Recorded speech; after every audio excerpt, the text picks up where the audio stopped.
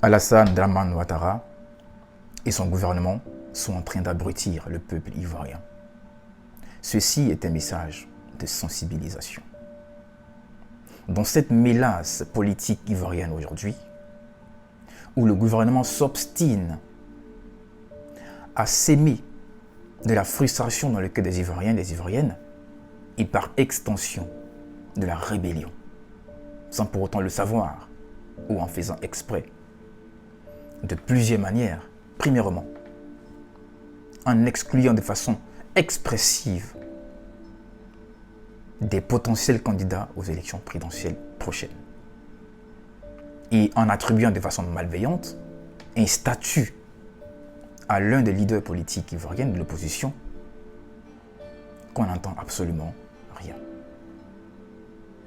Tout porte à croire que M. Ouattara a peur de ses opposants. Et là, je vais citer une citation d'une actrice de la célèbre série Roi des Ségous. Pour dissimuler son incapacité à attraper sa proie, le chat prétend qu'il a été mordu par la souris. Aujourd'hui, tout le monde a compris le jeu de ce gouvernement en place. Un jeu de peur.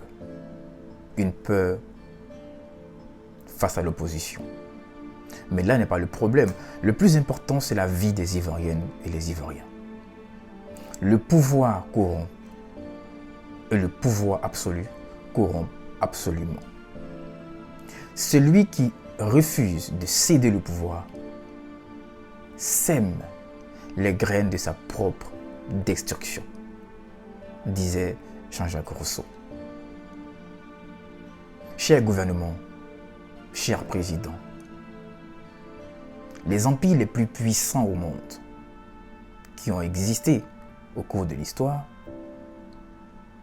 ont fini par succomber. Rien n'est éternel. Un gouvernement qui empêche les Ivoiriens et les Ivoiriennes de s'exprimer librement. Un pays dans lequel la justice et les médias sont à la merci et sont instrumentalisés par le gouvernement en place. Où des journalistes se permettent de descendre des opposants politiques en se coupant les cheveux à 4.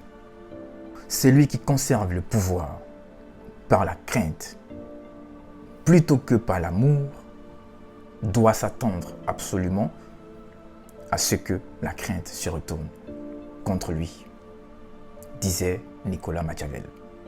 On ne gouverne pas par la peur, cher président. On gouverne par l'amour. À bon entendeur, salut.